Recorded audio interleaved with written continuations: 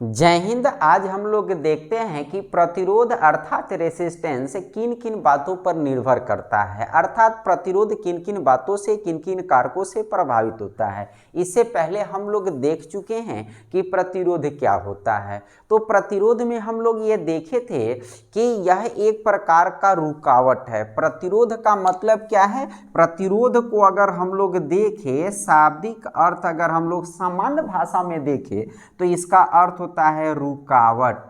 रुकावट है, ये कैसा रुकावट है? तो यह आवेश के प्रवाह में, आवेश के प्रवाह में रुकावट है। और ये आवेश के प्रवाह को ढोने का कौन काम करता है? तो इसको हम ढोने का काम करता है फ्री इलेक्ट्रॉन्स करते हैं। अब मैंने आपको पिछले क्लास में बताया था कि हमने एक चालक तार लिया जिसकी लंबाई ये 2 मीटर है और एक चालक तार लिया इसकी लंबाई 1 मीटर है। अब जरा गौर से आप देखेंगे कि इस चालक तार में कितने प्रकार के कण होंगे? 2 प्रकार के। ऐसे चालक पदार्थ में विभिन्न प्रकार के कण होते हैं, लेकिन मैं आपको समझाने के लिए 2 प्रकार के कण ले रहा हूँ। एक मैं ले रहा हूँ फ्री इलेक्ट्रॉन्स, ठीक है ना, फ्री इलेक्ट्रॉन्स ले रहे हैं, ठीक है ना, फ्री इलेक्ट्रॉन्स। और एक ले लेते हैं रेस्ट पार्टिकल, जिसको हम लोग ये बोल सकते हैं कि अन्य जो कण है, ठीक है ना, अन्य कण, ठीक है ना, जो दूसरा कण है।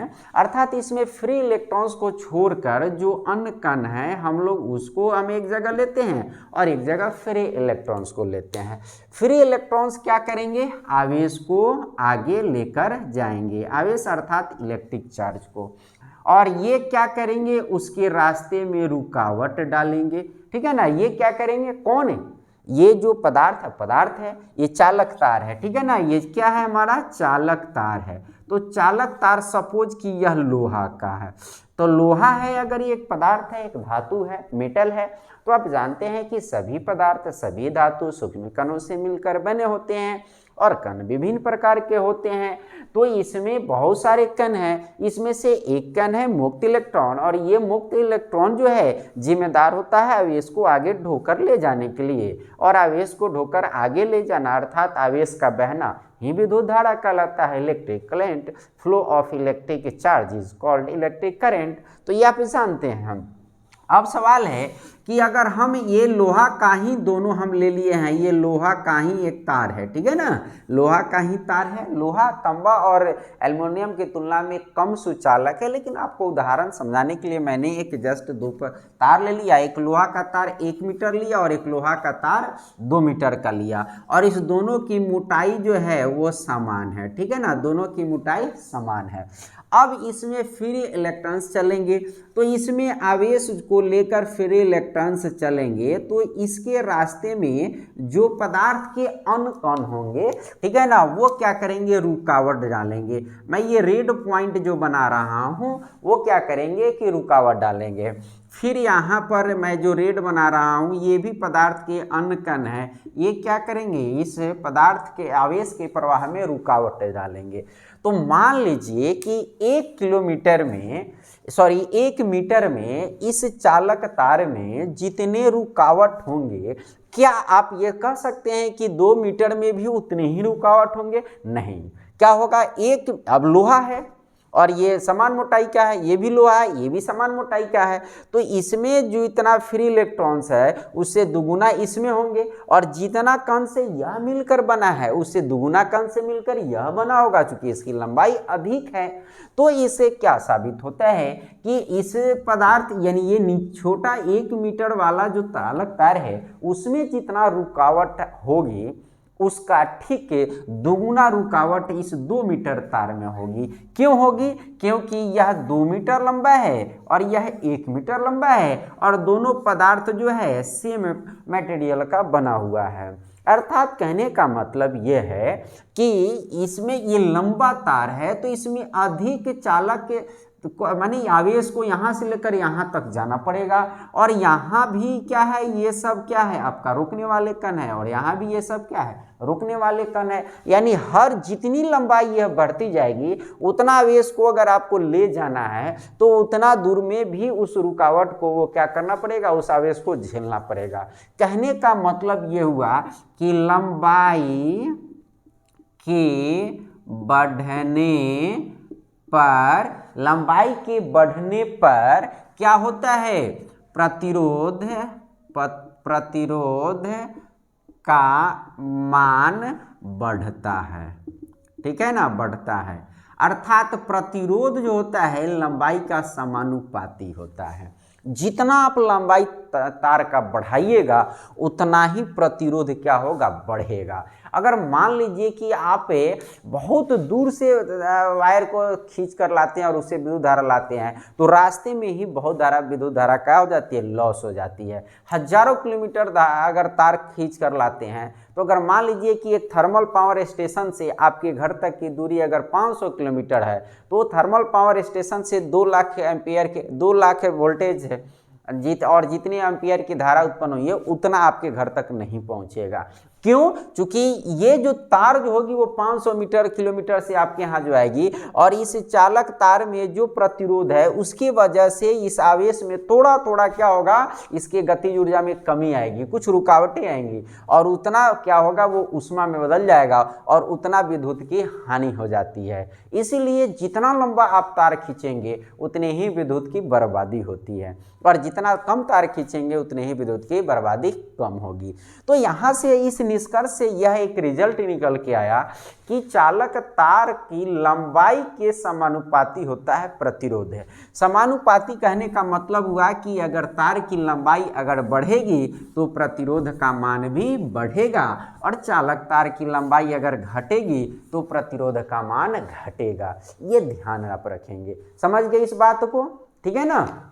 अब दूसरा टॉपिक को समझते हैं कि अब हम एक दूसरा टॉपिक को ले लेते हैं। सपोज क्या ले लीजिए कि आपका एक घर है, ठीक है ना, ये आपका एक घर है और इसमें हम दरवाज़ा निकालने के लिए बना देते हैं ये इतना चौड़ा और एक दूसरा घर है, ठीक है ना, इसमें दरवाज़ा निकलने के लिए ना हम इतना चौड़ा बना देते हैं। अब मान लीजिए कि यहाँ पर एक सर्फ निकलता है, नाग निकलता है और यहाँ पर एक नाग निकलता है और इस घर में 20 लोग हैं और इस घर में भी 20 लोग हैं। अब बताइए आप मुझे ये कि किसमें सांप ज़्यादा काटेगा। देखिए ये पतला दीवार है, ठीक है, 20 लोग यहाँ भी है और ये चौड़ा दीवार है, 20 लोग यहाँ भी है, इसमें भी सांप वही आया और इसमें भी सांप वही आया। लेकिन ये 20 लोग हैं, ये पतले दीवार से निकलेंगे तो रगड़ खा के और गेट पर धक्का मुक्की करेंगे और ये चौड़ी दीवार है तो क्या हो जाएगा कि 20 लोग जल्दी से क्या हो जाएंगे, भाग जाएंगे। इसकी तुलना में यहाँ पर सभी लोग आसानी से बाहर निकल जाएंगे। कहने का मतलब कि अगर गेट चौड़ा हो तो भागने में सुविधा होगी और गेट अगर पतला हो तो भागने में सुविधा नहीं होगी। तब तक ये सर्प महोदय क्या करेंगे, डस लेंगे हमको। तो कहने का तात्पर्य है कि गेट की मोटाई जितनी चौड़ी होगी उतनी ही आपको निकलने में आसानी होगी एक समय में अधिक लोगों को, और जितना वो पतला होगा वो परेशानी होगी। ठीक उसी तरह से जो आपका चालक तार है ना, ये चालक तार है और ये चालक तार है। अब ये दोनों को आप गौर से देखिए, जिस तरह से ये पतला गेट था तो ये पतला है, ठीक है ना, ये पतला चालक तार है और ये क्या है, मोटा चालक तार है। अब देखिए कि आवेश के जो कण है यानी विद्युत धारा मतलब आवेश का प्रवाह, तो विद्युत धारा का मतलब आवेश का प्रवाह है। तो ये जो आवेश इसमें दौड़ेगा आगे तो इतने ही पतले में चलेगा। अभी मत समझिएगा, गांव की कबड्डी नहीं समझिएगा कि जाना है उधर से ना तो उधर पकड़ने वाला है तो दूसरे के दरवाजे से भी घूम कर आ जाया करते हैं। गाँव में ऐसा कबड्डी बच्चे सब खेलते हैं।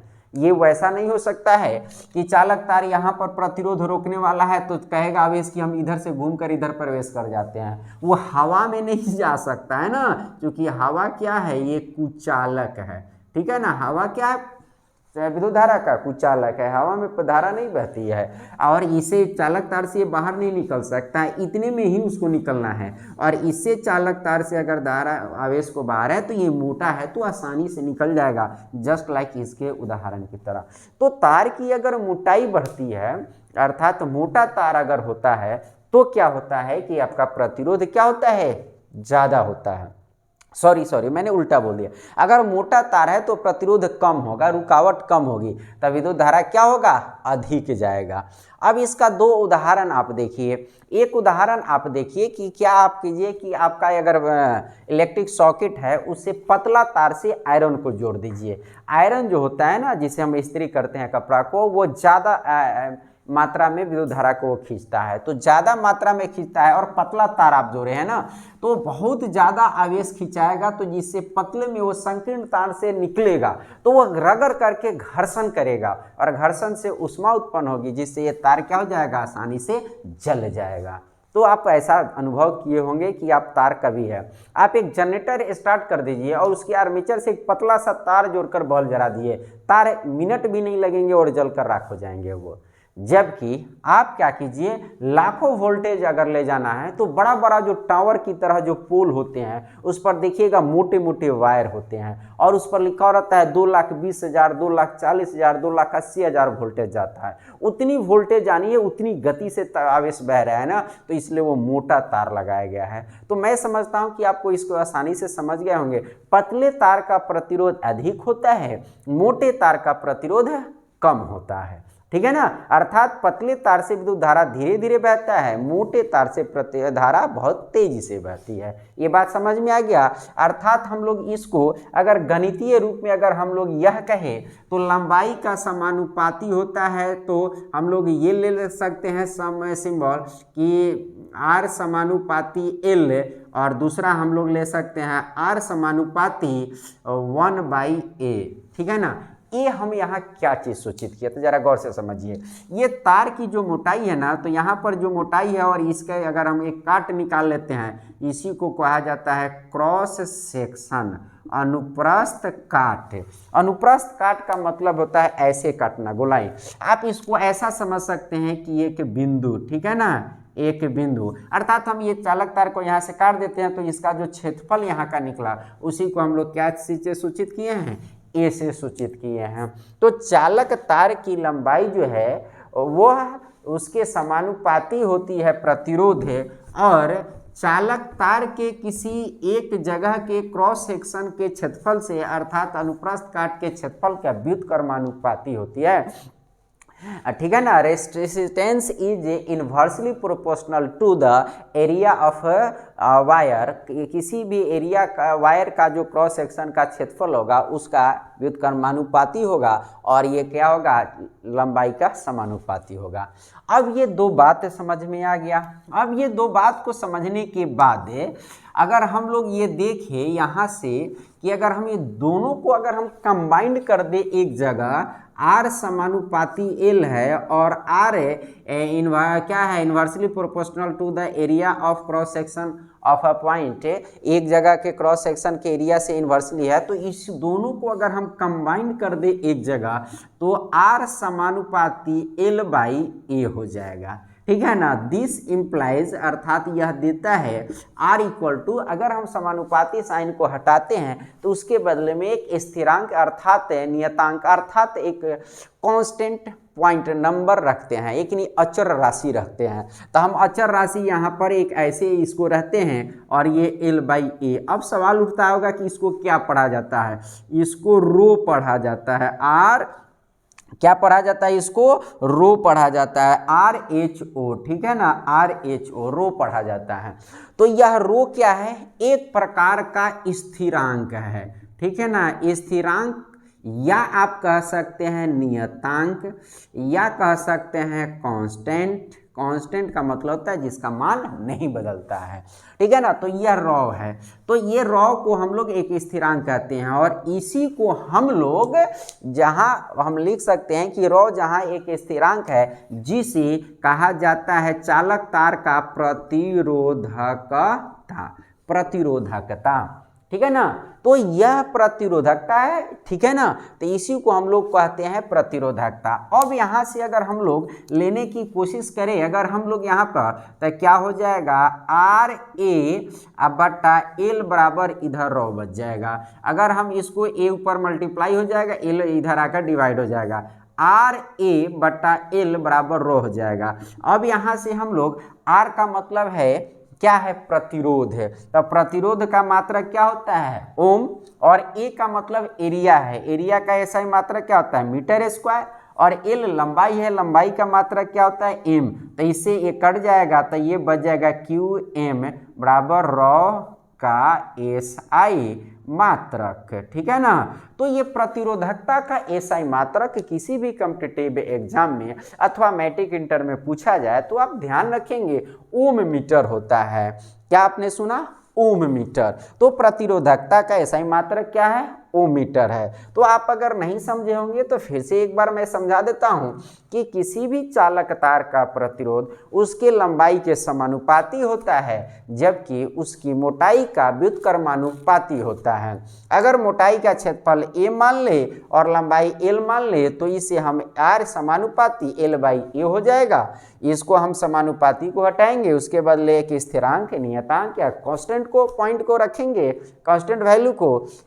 इसी को हम लोग प्रतिरोधकता कहते हैं। और प्रतिरोधकता का मान अगर हम लोग निकाल लें तो इस फॉर्मूला से रो बराबर RA/L हो जाएगा, और इस रो से हम रो का R का प्रतिरोध का मात्रक ओम होता है, और A यानी क्षेत्रफल का मात्रक मीटर स्क्वायर होता है, और लंबाई का मात्रक मीटर होता है। इसे मीटर कट जाएगा तो 1 मीटर बच जाएगा, यहाँ ओम, तो ओम मीटर। तो रो का एसआई मात्रक क्या हो जाएगा? ओम मीटर। तो आप इस चीज को समझ गए, तो आप प्रतिरोधकता को समझ जाए। अब आपसे एक अगर एग्जाम में एक क्वेश्चन पूछा जाए कि सबसे कम प्रतिरोधकता किसकी है, तो आप गेस कीजिए किसकी सबसे कम प्रतिरोधकता है। आपके एग्जाम के लिए अति महत्वपूर्ण है, पता कीजिए। उसी की होगी जो सर्वश्रेष्ठ सुचालक होगा। एंड यू नो द क्या है, सबसे बेस्ट कंडक्टर जो है वो आपका कौन है? चांदी, सिल्वर। तो सिल्वर जो है, चांदी की जो प्रतिरोधकता है वो सबसे कम होती है। तो आप याद रखेंगे तो सबसे, ठीक है ना, सबसे कम प्रतिरोधकता, ठीक है ना, वो किसकी है? चांदी की है। सबसे कम प्रतिरोधकता किसकी है? चांदी की है। तब आते हैं हम लोग, अभी प्रतिरोध किन किन बातों पर निर्भर करता है, तो हम लोग देख लिए R समानुपाती L, यानी प्रतिरोध है लंबाई के समानुपाती होता है, अर्थात लंबाई बढ़ने पर प्रतिरोध बढ़ता है, लंबाई घटने पर प्रतिरोध घटता है। दूसरा प्रतिरोध है क्या है? व्युत्क्रमानुपाती होता है चालक तार की मोटाई पर, अर्थात मोटाई अगर बढ़ेगा तो प्रतिरोध घटेगा, अगर मोटाई घटेगा तो प्रतिरोध बढ़ेगा। अब तीसरा पॉइंट हम लोग देखते हैं पदार्थ की प्रकृति पर। पदार्थ की प्रकृति पर, पदार्थ की प्रकृति कहने का तात्पर्य यह हुआ कि इस धरती पर पदार्थ भी विभिन्न प्रकार के हैं। किसी पदार्थ का प्रतिरोध बहुत ज़्यादा है, अनंत है, किसी का बहुत कम है। तो आप चालक तार में किस प्रकार के तार का प्रयोग करते हैं? चालक तार में किस पदार्थ का प्रयोग करते हैं? लोहा का, सोना का, चांदी का, तांबा का, एल्युमिनियम का, पीतल का, किसका? इस बात पर उसकी प्रतिरोध निर्भर करेगी वो किस पदार्थ का है, यानी पदार्थ की प्रकृति कैसी है। अगर चौथा अगर बात करें जो अति महत्वपूर्ण है वो है टेम्परेचर, तापमान है, ठीक है ना, टेम्परेचर है, तापमान है, ठीक है ना। तो आप ध्यान रखिएगा तापमान जो है ना के बढ़ने पर चालक का प्रतिरोध बढ़ता है। याद रखिए ताप के बढ़ने पर बढ़ता है, अर्थात T समानुपाती, अर्थात हम ऐसे कह सकते हैं R समानुपाती T। तापमान अगर बढ़ेगा किसी चालक तार का तो प्रतिरोध क्या होगा? बढ़ेगा, और तापमान अगर घटेगा तो प्रतिरोध क्या होगा? घटेगा। तो ये 4 पॉइंट आप ध्यान रखेंगे, ठीक है ना। तापमान है बहुत बड़ा चीज होता है, तापमान। दो आपका बात पूछा जाता है, कभी कभी आप कंपटीशन में देखे होंगे, तारों का रंग, ठीक है ना, और प्रकाश का रंग, ठीक है ना। आपसे अगर कोई पूछे कि तारों का रंग किस बात पर निर्भर करता है, और दूसरा कोई पूछे कि प्रकाश का रंग किस बात पर निर्भर करता है, तो तारों का रंग किस प्रकार का होगा? ये तापमान पर निर्भर करता है। और प्रकाश का रंग किस प्रकार का होगा? ये उसके प्रकाश के तरंग दैर्ध्य पर निर्भर करता है, वेवलेंथ पर। तो light, colour of light is depend upon the wavelength of that light, whereas the colour of stars is depend upon the temperature of that star, उस तारे की तापमान कितनी है उस पर उसका रंग निर्भर करेगा, प्रकाश का तरंग दैर्ध्य कितना है उस पर उसका रंग निर्भर करेगा। तो खैर ये मैंने अलग से एक आपको बातें कंपटीशन के हिसाब से मैंने बता दिया।